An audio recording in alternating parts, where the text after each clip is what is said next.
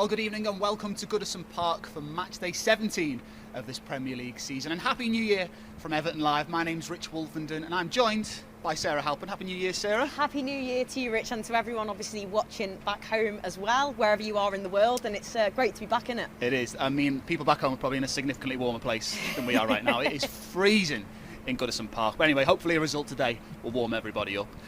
So, what can we expect today? West Ham United, they've had a decent start to the season. David Moyes, the old Everton manager, coming back to Goodison Park. Yes, of course. Obviously, whenever David Moyes comes back here, it must be massive, certainly for him. Be interesting one for him without there being supporters here as well. But we have done pretty well against David Moyes since he left Everton Football Club when he's returned. So hopefully it'll be the same today. And obviously the game against Manchester City, we were devastated, of course, because we missed out on being here for Everton Live. But it gives us the opportunity, if we win today, to maintain that 5 out of 5 and got a game in hand as well, haven't we? So we're doing pretty well at the moment. Exactly. Well, it should be a big game. We've got a big show for you on Everton Live as well, so we can take a look at what we've got lined up for you this evening. So obviously we'll have the footage of when the players arrive. I heard that there may be a rumour that one man who may have been out today could make an appearance at Goodison. He's got a good left foot. He has got a good left foot. We'll have the team news for you straight away as soon as that arrives as well, and we'll have our latest in our Everton Supporters Club feature, where we'll go all around the world to find Everton fans, but this time we only go down the M6 to Cheshire. And then we'll also be seeing what happened in the Manchester United game with the virtual mascot that we had here at Goodison. I'll then be chatting to Sarah about the Everton women's manager Willie Kirk's new contract. Looking back at goals against West Ham, everybody loves seeing Everton goals, don't they?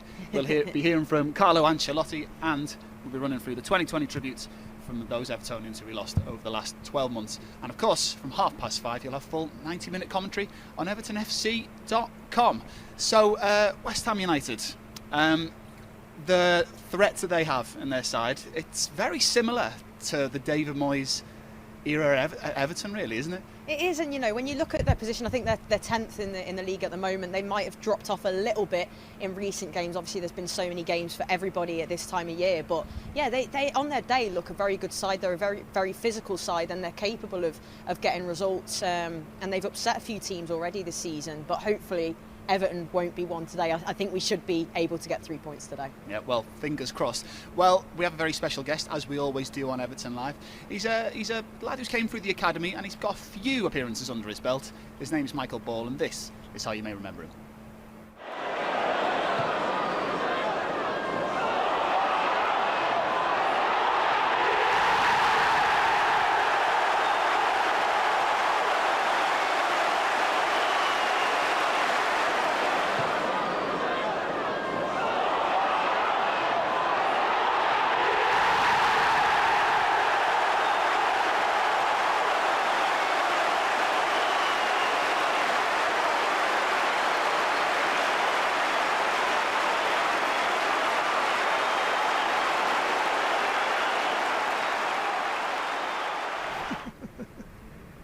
And he joins me now, Michael Ball. Bit of a decent finish there. No, it wasn't bad, was it?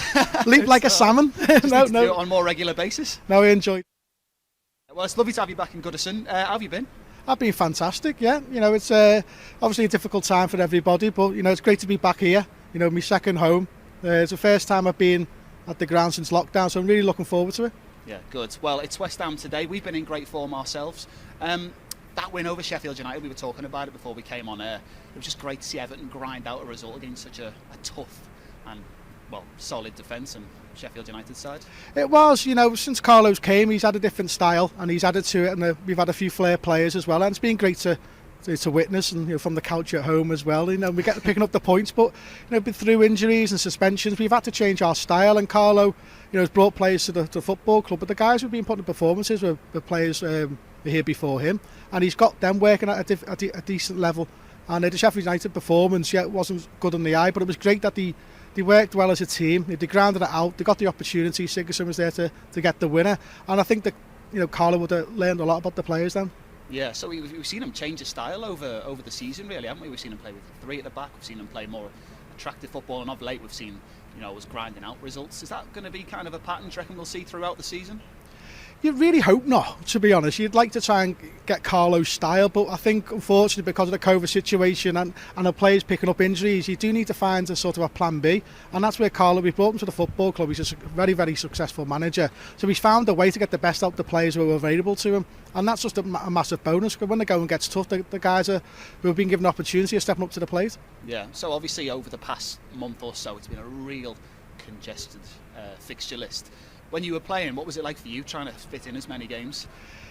You enjoyed it. You wake up sore, stiff, and mentally you're sort of a little bit tired. But as soon as you, especially at Goodison Park, normally it's a full house, egg cards blaring, that you got your game face on again. And as a kid and going through the academy and playing football, all you want to do is play competitive football matches. So as soon as the whistle goes, you got your game face on and you enjoy it again, and then you just have another day, the following day, to be sore and ice baths and everything that goes into recover. So it's when we're used to it as the English players to play so many games over a short period of time. So it is enjoyable, but we know from being supporters that the level does drop, and it's finding a way to win football matches, which hopefully we can do again tonight. Yeah, so the next game we have is Rotherham in the FA Cup. So if you're one of those first team players, you'll be thinking, I hope he plays me in the Rotherham game as well. You wouldn't be looking for a game on the bench, so to speak. No, not at all. It is a squad game now, so you're fighting for every minute available. There's guys out injured that will be hoping to come back in.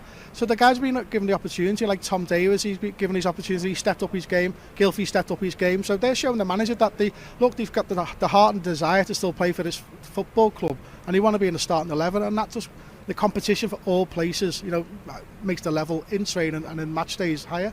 Yeah, so in the last one we had against Sheffield United, like I said, you mentioned him then, Gylfi Sigurdsson, he's really stepped up his game over the past month or so. How impressed with him have you been over the past month or so? Well, with Gylfi, obviously because the price tag was so high, expectations were really high, and he's a flair player, technically very, very good, and we take him, we're trying to get the best out of him through set pieces, his free kicks, his long range shots. So when that doesn't happen, it does get frustrating at times, but he's been given an opportunity, he's had the armband, and he started to be a bit of a leader, which we hope him to be. Getting the winner's going to give him some confidence, but it wasn't just Gylfi's performance, or Tom Davies' performance as well was a lot higher, and I feel all round that was going to give the lads a lot of confidence, playing a different style, sticking together, helping each other out, because when you get to you get leggy at times in the games and concentration can slip, that you need your teammates to stick together so we can win football matches. Yeah, and that back four's been shifted around as well, hasn't it? Obviously we've seen Godfrey come in at full back, we've seen Holgate come back to fitness playing in at full back. As a former defender yourself, how impressed have you been with that new back four?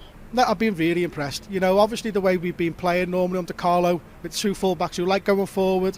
Digne's been creating a lot of assists for us this season, so big misses. Seamus, as we know, can get up and down that line a lot, and that's sort of one of our styles, that we get it out wide and Seamus gets up and down the pitch and try and create and assist as much as he can. So when them two sort of big players are out for you, we've got to find a different way of playing, and I think Carlo's found that by putting two sort of centre halves in the full back position, but they're not afraid to go forward at times. We've seen Godfrey get the ball and power up that line when needed, but first and foremost the defenders, which I was, and I liked them first and foremost at the defending, and they're putting that belief and trust in the guys in the midfield and the creative players to create chances for the front players, Calvert-Lewin and Richarlison, etc. So yeah, you want to be difficult to beat, and when you're struggling with injuries and suspensions, that's first and foremost. Make it difficult for the opposition to break you down, and hopefully when you've got your opportunities and moments in games, take them. So in a right back, it could be Coleman, it could be Holgate. If you're Carlo Ancelotti, do you go back to your club captain, or do you keep the lad who's been impressing over the past month or so? Yeah, if I was in Mason's shoes, I would be disappointed if I'm not playing, but I'd be very understandable if Carlo brings back in Seamus. I thought that going back to the Sheffield United game, as I said before, it wasn't easy on the eye, but I think that change in Seamus coming on, it made Sheffield United sit back a little bit more, and that's where we started finding a few pockets to hurt them. Yeah, so we're just getting the footage of the players arriving at Goodison Park now. We actually saw, me and Sarah, we saw Ben Godfrey out in the middle of the pitch, all on his own. He was the first one out onto the turf here at Goodison today. How impressed have you been since his arrival? Obviously he's a centre-back, and he's right-footed, and we're playing him at left-back. That's a proper big mountain to climb, isn't it, for him? It's difficult if you're under 11 or under 12. So doing it at the Premier League, it's difficult. I had to play right back once in my career All right. How did that go? against Arsenal away, and let's not talk about that one. All right, okay, against Marco Overmars. I was facing the wrong way, my body shape was all wrong, and nightmares for a few days after. But yeah, he's come in, massive prospect for us at centre half. He made his debut at right back. He's played right at 3. Centre half, so he hasn't really played his main position yet, but he's still putting a performance in, and that just shows that the quality of the guy, that he's got the physique, he's got the mentality to put performances in. That's what we want to bring to this football club, to push places and push the level up higher. Yeah, definitely. I mean, we've just seen pictures of a Dominic Calvert-Lewin arriving as well. He's been a few games now without a goal. Do you think that'll rock him in any kind of way? I don't think so. I think with Richarlison and Calvert-Lewin, they're showing a lot of hunger for goals, which is great to see. There's a fine line at times, but the strikers, they're very selfish, and that's what they know they're going to be talked about the goals they scored. And Dominic's had a fantastic start, and he's probably played nearly every minute. We've been using him a lot. We haven't had much strikers to replace him and give him that sort of extra time off. So with the disappointment of the game getting postponed, hopefully that's a bonus for Calvin to show a little bit more sharpness tonight and get a few goals for him. Yeah, well, fingers crossed for him. Michael Keane also just appearing on the screen there. I really feel like under Carlo Ancelotti, he's blossomed as a defender. He just seems so confident in possession now with the ball at his feet. I don't know how he can improve his game any further. Michael Keane. Yeah, I think Michael, he's had an up and down start when he first come to the club, and I think it was down to confidence, the way we were as a team, as a club. We were sort of mix and matching different styles, and probably since lockdown, we've all had to focus, and maybe the leadership style has come out of him a little bit more. He's probably been our top player since lockdown, and he just seems to be at the right place at the right time. Every time there's crosses coming from the opposition, it always seems to be Michael heading it or clearing it away. He's in the danger area. He's not putting himself, he's playing a lot deeper. I think Carlo's sort of spotted that our back four, or whoever we play a little bit 5 or 10 metres deeper than normal, and you should do. And that's just because I think that's the best way to play Michael Keane and Mina, and it suited us because it's making it difficult for the opposition to find gaps behind us and protect their Jordan Pickford as well. So I think they found a way to get the best out of Michael Keane, which is fantastic. Yeah, so obviously there's been a few changes behind them. Obviously Pickford's been dropped for a few games, and we've seen Olsen come in his place. It's not seemingly unnerved him or any of the other defenders. As a defender, wouldn't you have found that a bit disconcerting if the voice behind you is changing so regularly? Yeah, normally that is the way, but I think modern day football, there's a lot of changes. Going back 10, 15 years ago, it was normally like the same back 5 for as many games as possible. But it gave us a chance as fans to see what we've got. If Jordan is injured in one way or the other, or he wants to get rested, that we've got another goalkeeper there who's top quality, who was assured. He was very calm. Watching the game, he seemed like there was nothing fazed him. So that experience was sort of give confidence for the players in front of him as well. Yeah, well, we just got a shot there. There he is on the screen right now, the man who has been injured over most of December. We'll find out very shortly, in about 1 minute 42 seconds, whether he's in the squad or not. But just having him back at the ground, James Rodriguez, that's got to give everybody on that field a lift, surely, because he's the man in the team, isn't he, who's going to create something. Yeah, I think that's what we've probably been missing at times. Obviously he's been fantastic to bring into the football club, and that's Carlo's big pull. And unfortunately, not many fans have been able to witness him at Goodison Park yet. That's the downside. But he's just an absolute fantastic footballer. He can play with slippers on. Every time he gets the ball, you can see he's creating something. The weight and the quality of his passes is great to see. And unfortunately, he's picked up an injury. But if he's in and around the squad tonight, it gives everyone a bit of a buzz. Yeah, is that a famous footballing saying? He can play with slippers on, is it? If you could, yeah. Right, okay. Well, one of our other top players, Richarlison's just arrived. New haircut for Richarlison by the looks of things. How important is it for Everton to keep Richarlison fit? Obviously, he got that whack against Manchester United, and he was out for a few games, just to be safe and that sort of thing. Presumably, he'll be back today. What does he bring to Everton? Energy, commitment, and there was a bit of concern when he was not involved. We dropped a lot of points. Yeah. And we were thinking, he is one of our main men.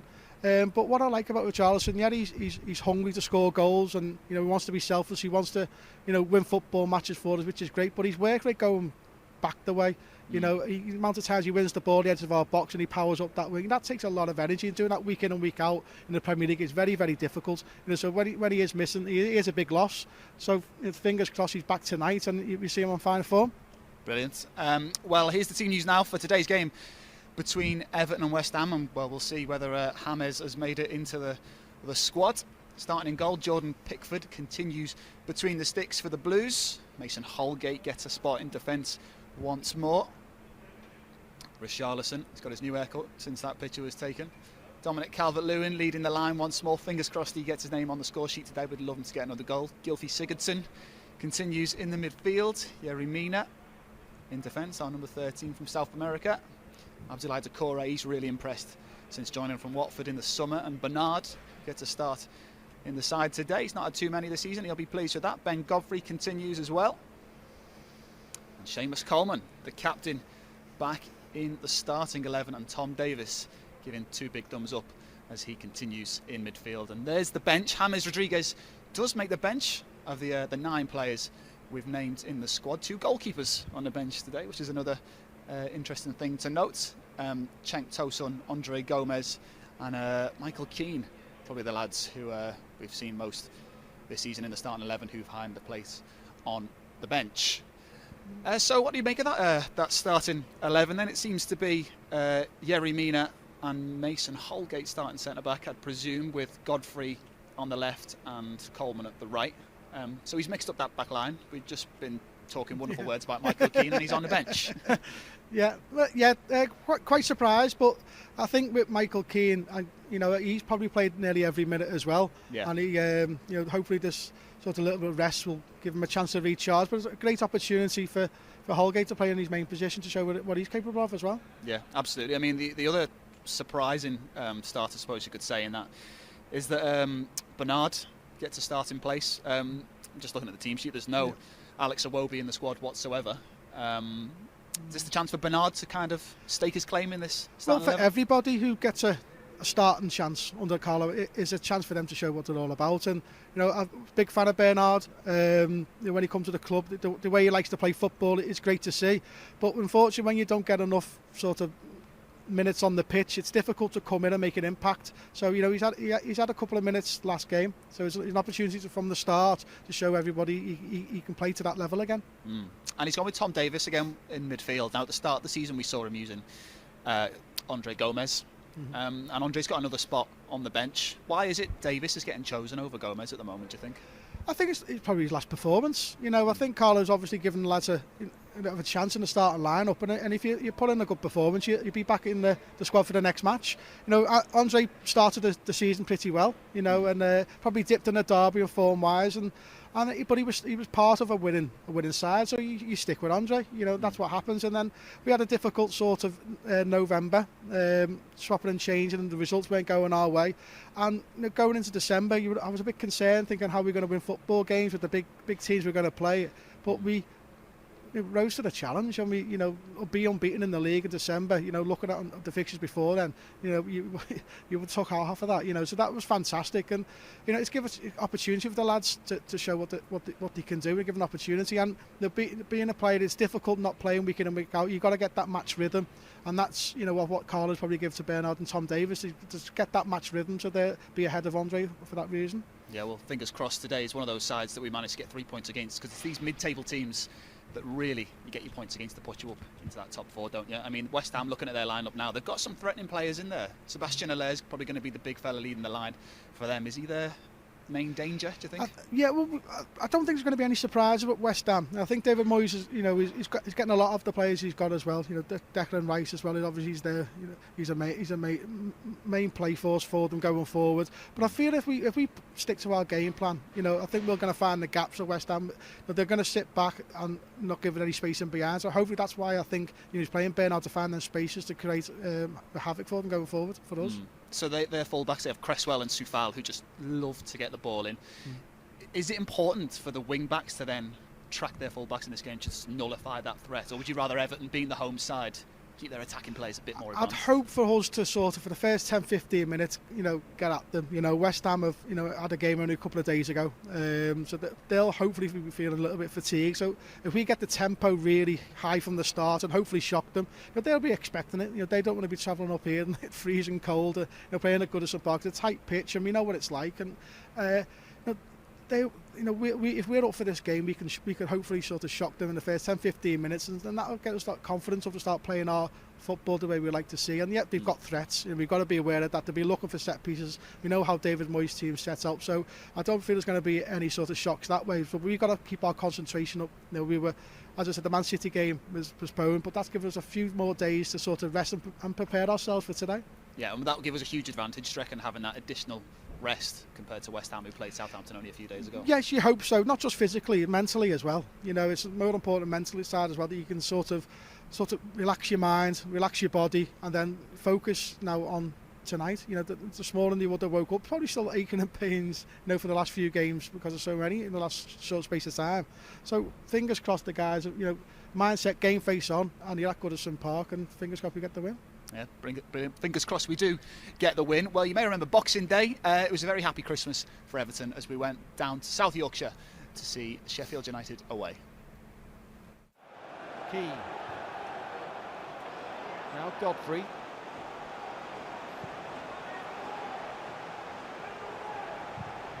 Keane sending it forward towards Calvert-Lewin, who's done brilliantly. Oh, how about that? What a goal that would have been from Dominic Calvert-Lewin.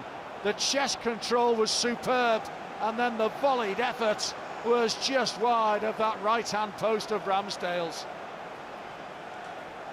Picked out here by Michael Keane, and how confident was Dominic Calvert-Lewin on the chest, on the volley. It would have been a picture book goal, and against his former club too. That was quite something. Just not quite the finish. Confident enough to take it on the chest and then volley towards goal. Narrowly wide. Calvert-Lewin. Sigurdsson again. Now the chip in from Coleman. And Sheffield United defending deep inside the penalty area. Sigurdsson to win it for Everton. Hopefully that is the case. He digs out a shot and gives Everton a precious lead with just over 10 minutes of the 90 to play. It's been a tight affair, few chances, but Everton have certainly created the better of them, and Gylfi Sigurdsson has finished that one. It's a goal that could send Everton second in the Premier League table. Say for Norwood. And there's the diagonal chip into the penalty area, and there's the hook away from Yerry Mina. Here's McBurney, and it's wide, and that should be that. Ollie McBurney's effort is fired wide.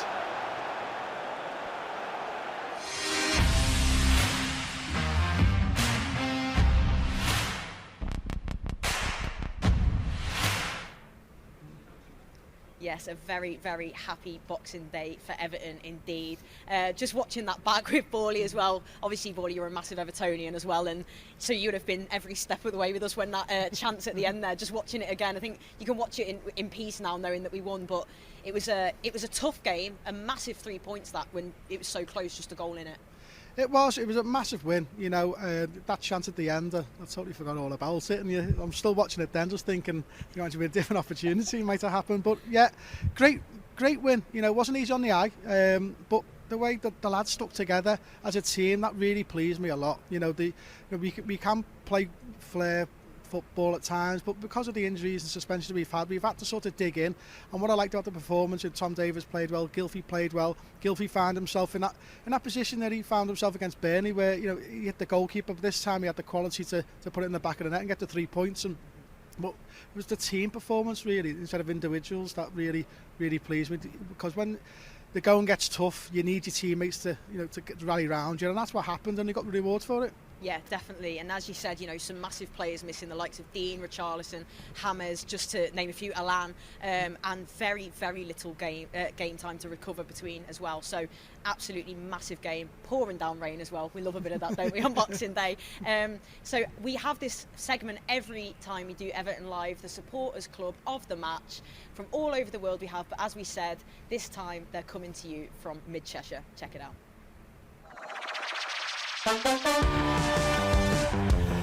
Hello, my name's Ken Sweeney. I'm a secretary of Everton Mid-Cheshire Supporters Club. It's our 25th anniversary this year, and we've been running home and away coaches for the last 25 years. We've run a home coach at every single game, including pre-seasons over those last 25 years. We were formed in October 1995. We had our first meeting was in the Soul Cellar pub. We've got over 700 members, and of them, over nearly 300, just on 300 season ticket holders.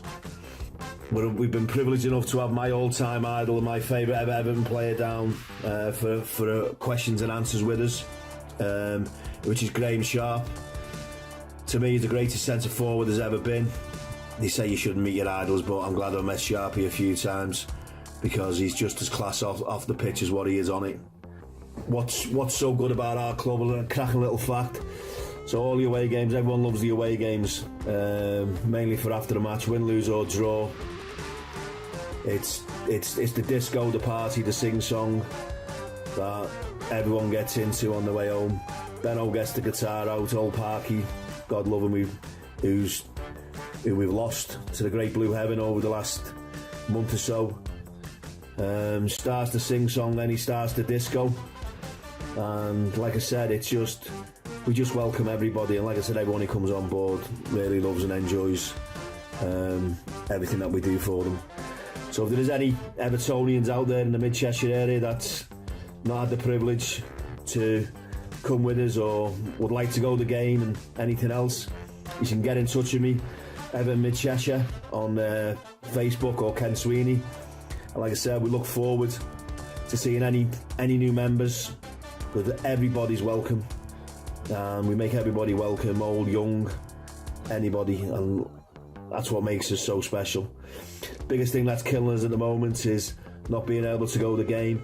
So everyone who's lucky enough to actually get in the game, let's get behind the Blues, and hopefully the next few months there'll be more and more, and we'll be able to, in our 25th year, actually get down there and take a coach down there and celebrate our 25th anniversary by getting us all back in the game before the end of the season.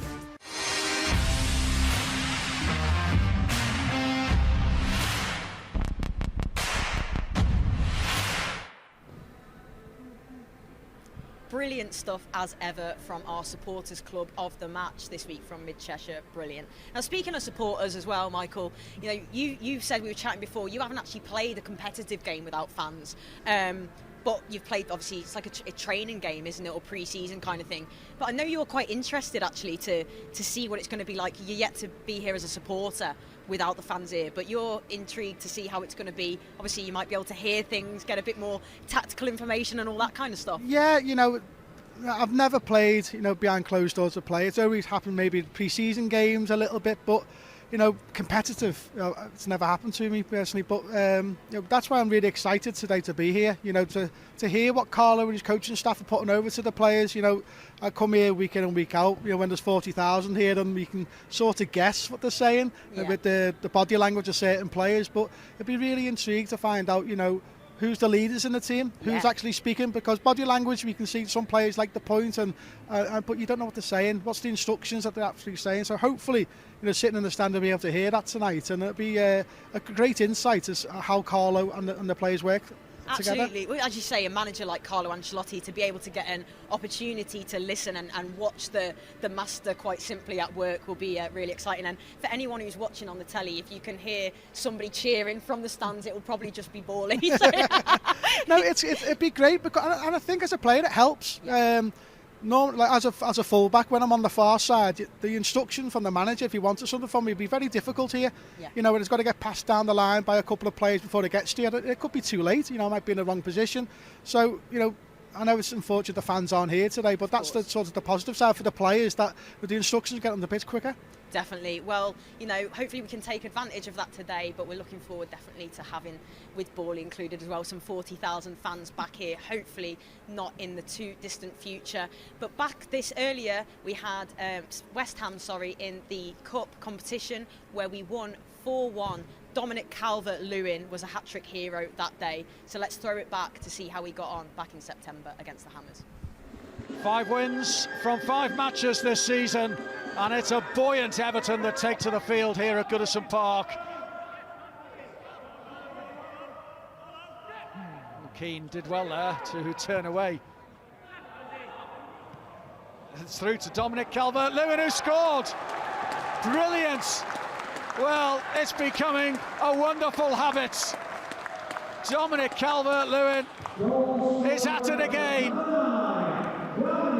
What control and what a finish.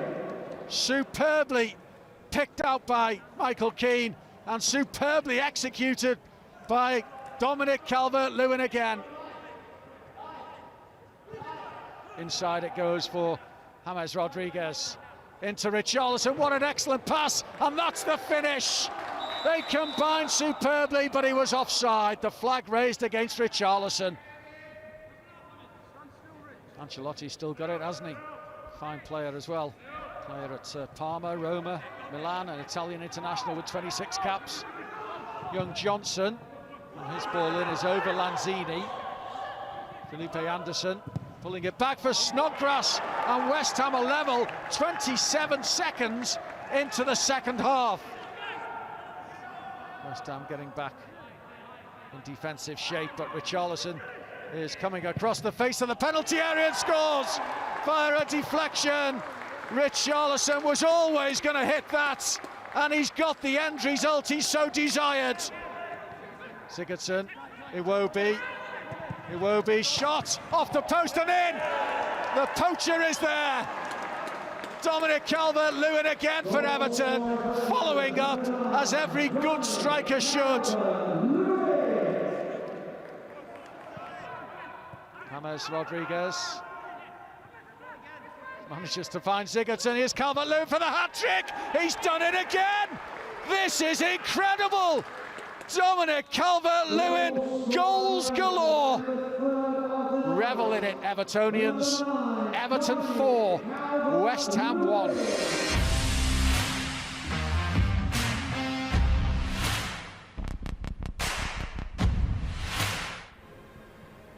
Well, another win like that will go down an absolute treat at Goodison this evening. Welcome back to Everton Live. I'm with Michael Ball. Remember, if you've got a question for Michael, use the hashtag Everton Live over on Twitter, and we'll put all your questions to him at the end of tonight's show. Well, Sarah will put all your questions to him anyway. So West Ham, the opponents tonight. Have you got any memories of playing against them in the past? Yeah, positive ones, ideally. You know. Yeah, well, I scored in this goal with a free kick at Goodison. I think it might have been the last game of the season. But for some reason, West Ham always seemed to be a good opponent for us. No matter how our form was, West Ham we seemed to get a few goals against. I think it was 5-0s and 6-1s in the past. So, yeah, good memories playing against West Ham, and normally as a full-back scoring, you always remember them as well. Yeah, absolutely. What was the free kick like? Was it a Leighton Baines special, or was it? Oh no, it was a penalty. Was it? It was a penalty. Top corner. Nice, it was right on the laces, not the outside of the boot. It was a little side foot, so yeah, it was good, and it was great at the time for me to step up and be, as a young kid, to take the penalties. The belief the manager showed into me to take the responsibility, and it's heart-and-mouth moments when the referee points to the spot, but then it's I love the challenge. Football's a team game, you need your teammates around you, but a penalty situation, it's sort of you versus the goalkeeper, so it's sort of like a boxer 1v1 and trying to outwit him, and unfortunately for me it went in, so it was good memories. Yeah, you'd take a lucky penalty every day, wouldn't you? Yeah. So obviously when Everton come against West Ham, like you say, we have a great record against them, even though a lot of these players won't have played in those games. Is there a little bit of like a mental advantage knowing that we've got a good record against these over the last 20 years or so? It's a strange thing in football, and we've had hoodoos against clubs even when I was playing. There were certain teams we just seemed to couldn't pick up results, and I could never understand why, because it's a different team, different mindset, different formation, different managers, so it shouldn't make any difference. But for one reason or another, it's a football sort of god, football strange sort of stat that it sort of sticks. But West Ham, they'll be concentrating on what they need to do. We need to concentrate on what we need to do, and fingers crossed Carlo and the players get the best of them. Is concentration important tonight, considering they know that they've beaten these already this season? Will that make them a bit complacent potentially? Well, that is the worry. But to win them games, last season when we beat them here 2-0 and 4-1 in the cup, West Ham want to come in and put that right, so they'll be up for it. That's our concern, and we've got to make sure we did the hard work, the hard yards to get us in that position to win 2-0 or to win 4-1 in the League Cup. That was hard work first, and then we created opportunities because the West Ham start getting stretched, and we had the quality of players to find like little gaps to create the opportunities to score the goals. So it's hard work first and foremost, and hopefully the gaps appear for our forward-thinking players to punish them. Yeah, well, fingers crossed it's another win against West Ham today. About 40 minutes to go until kick-off. Now, you may have seen this in the last game here at Goodison. There was a very, very special virtual mascot. Hopefully this explains it a little bit better.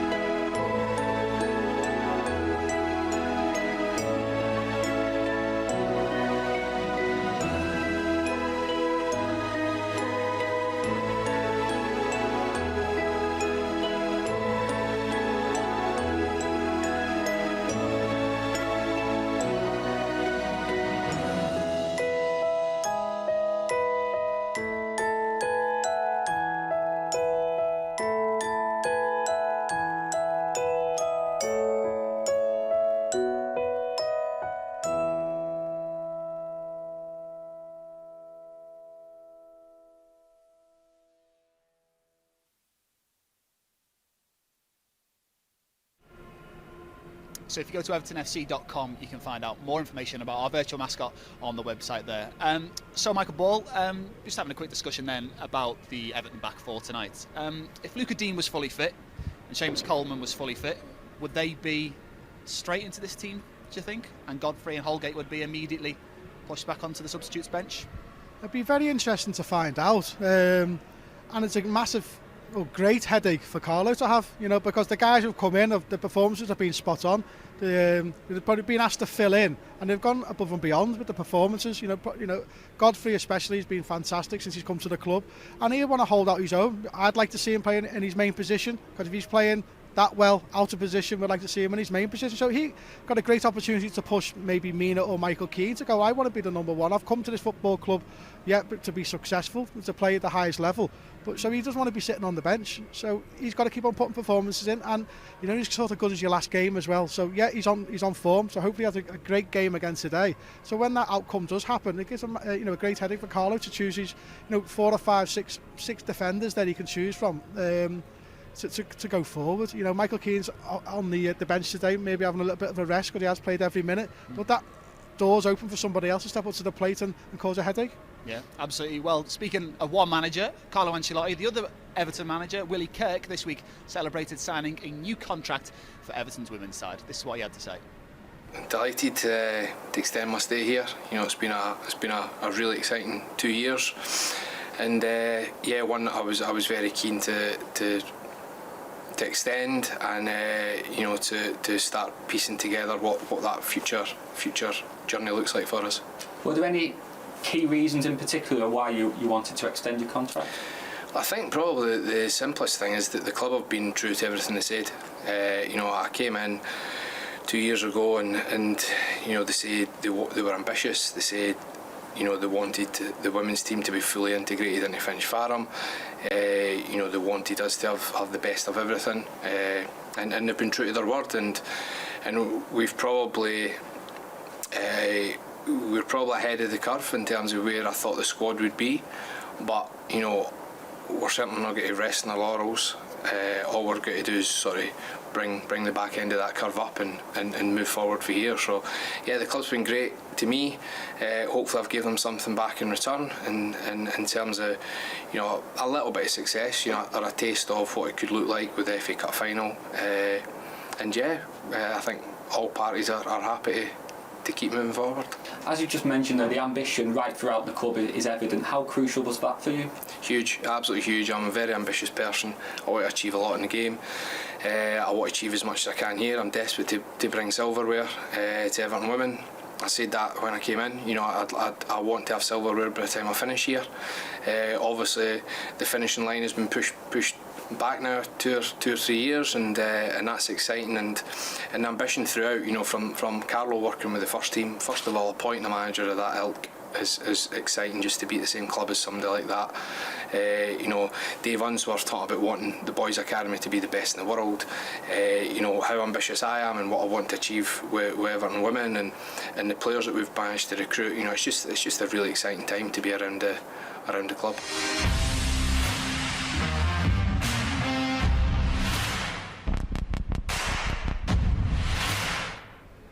Well, a new contract for Willie Kirk, the manager of Everton's women's side, and they've had a pretty good season, haven't they, Sarah? You've been following up and down the country.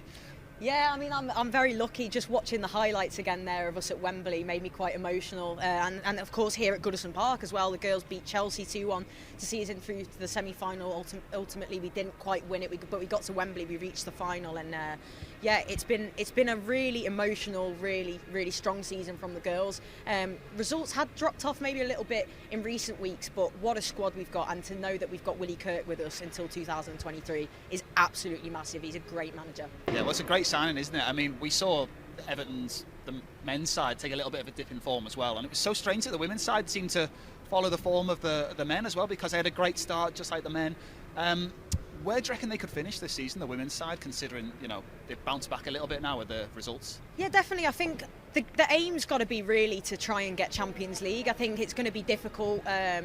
There's some excellent sides in the WSL, and the quality of the league is just getting better every year. But I think that's the aim. We're still going to be going for that. But I think over the next couple of years, Everton are going to really develop and transform into a proper force and challenging for titles, getting back into the Champions League, winning silverware. And I think Willie Kirk is the man to do that for us. And of course, Claire Emsley as well, fantastic player, Scotland International, just signed an 18-month contract. So things are looking very good for the men and for Everton women as well. So it's happy time to be a Blue. Well, fingers crossed. How great would that be? A trophy for the men and a trophy for the women. That would be an absolutely brilliant season for Everton. Now, on Everton Live, we managed to catch up with Tom Davis just beforehand. This is what he had to say about today's match. Tom, Happy New Year. You come into this game with a little bit more time to prepare than expected, but given how congested this season is, how welcome was those extra few days? Obviously we were gutted the game was off, but the main thing is everyone's health, so I think it was the right call. We were disappointed, obviously, but as you said, it's given us a bit more time to prepare for this one. So we're raring to go today. I haven't missed the game. Yeah. You've put another bit of a run together, and you come into this one with a game in hand, of course, and just a couple of points off the top. Could go second tonight. Yeah. How significant is that, and how pleased have you been with performances? We've been playing really well, and as you said, we put another good run together. The squad and the staff, it's a great feeling around the place, so we just want to keep that feeling going, and tonight's another chance for us to do so. So we'll be looking to keep our run going and put in another good performance. Yeah. Of course, this was supposed to be a game with fans attending, which is now not happening again. How much are they missed, particularly at this time of year? Yeah, obviously everyone misses the fans, but as I said before, the main thing is everyone's health and safety, really. It was great to have them back when we did. They brought a bit extra for us and got us up for the game, but the rules are in place that we need to stick to, and we've got to deny it, but I'm hoping we can give them a good display tonight.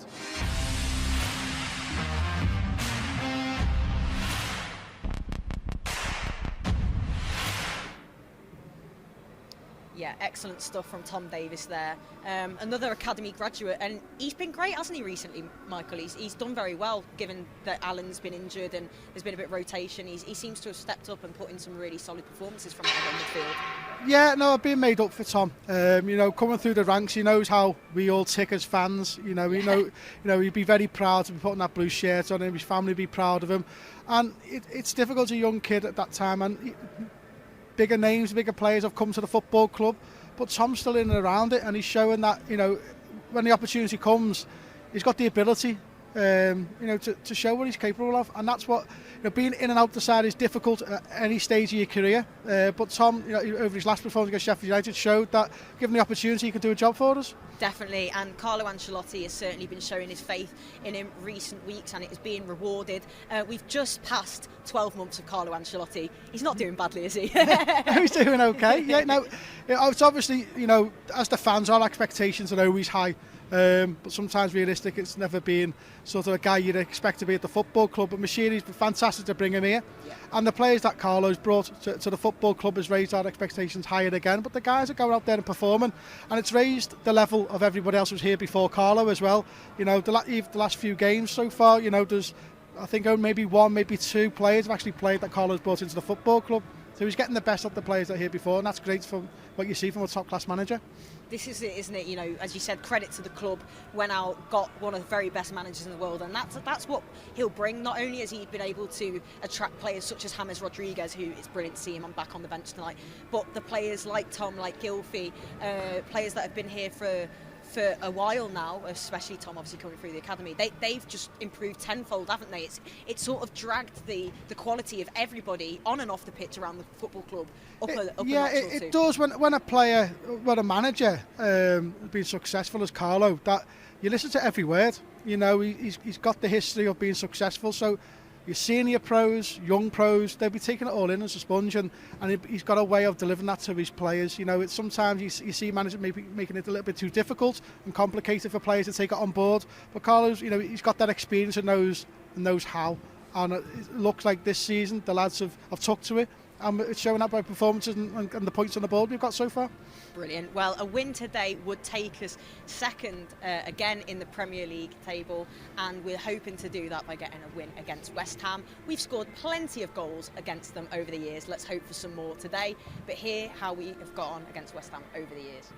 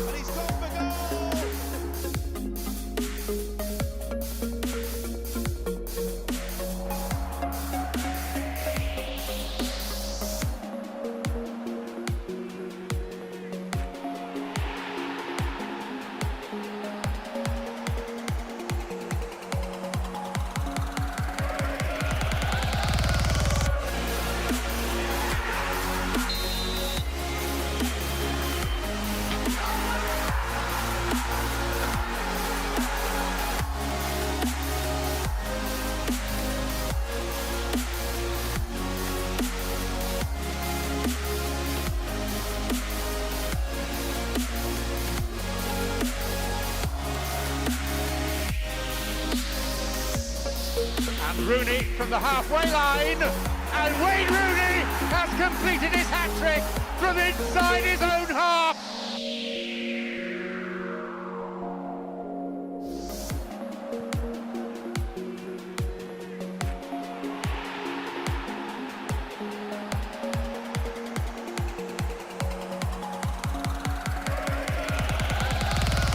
Penalty finish, and Everton fully deserved that.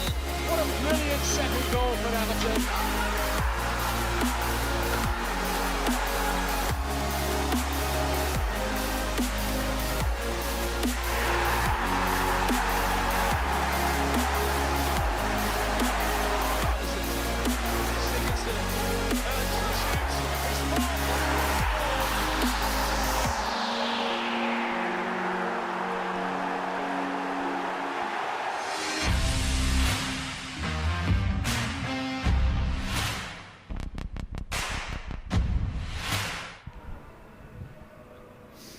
Yeah, we enjoyed watching that one back, didn't we, Michael, there? God, we've scored some cracking goals against West Ham. A few for yourself there that you are looking back and reminiscing on. Was it 5-0? Yeah, no, looking back then, there was some fantastic goals, and, you know, Baines' free kicks and Sigurdsson's here when he cut inside, and that's what we brought to the football club. But yeah, great to see, and hopefully we'll see a few more tonight. Definitely. Any favourite ones out of that? I remember that game away where we were getting beat, and then the free kicks from Baines, absolutely fantastic. Yeah, when it hits the postage stamp and, you know, comes in and off the post, they always look a lot better. But look, he had that quality as a player, and he's done it many times as well. So it's great to see. You know, unfortunately, he's not playing with us anymore. I know. But hopefully that someone else can step up to the plate and start pinging him in for us. Definitely, I know. I think we're all still pretty upset that he's not playing for Everton anymore, but delighted, of course, that he's still got his new role within the club. Got some questions for you now, Michael, from the viewers at home, so I shall get to them now. So we've had loads of people getting in touch with us here on Everton Live today. The first question we have is from Dom Rowan, and he wants to know, as a former left back yourself, what have you made of Niles and Kunku, and where does he need to improve? Interesting one, that. I've been very impressed with him. When he first got his opportunity, you could see he's had a great education over in France and Marseille, I think it was, when he come through. His timing of his runs going forward, I think, was spot on.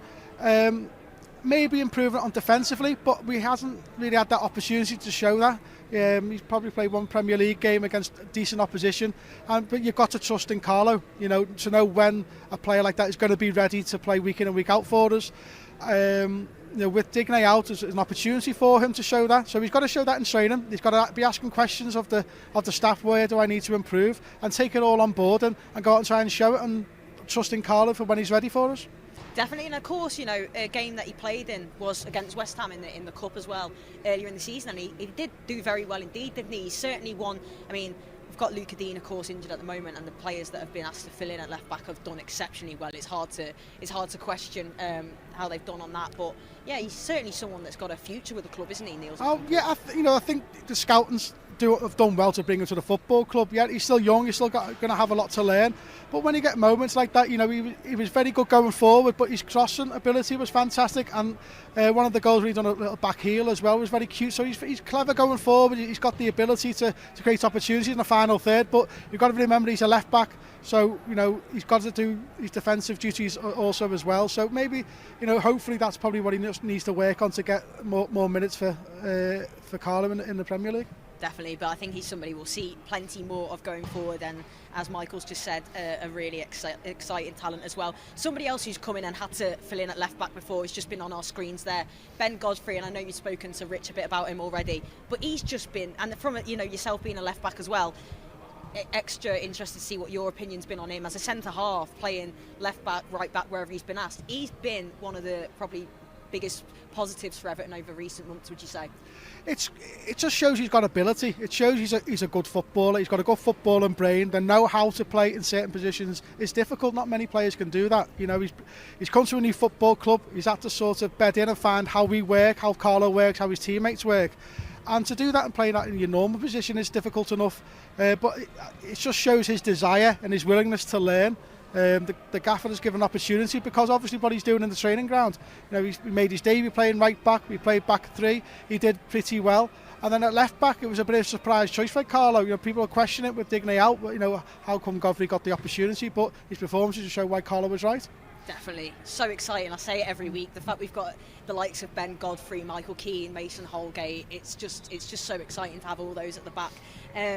Wayne Allen, I've got another question here for you. Wayne Allen wants to know, says, you've mentioned having to play right back once. Did you ever play anywhere else through the academy, or was it always left back?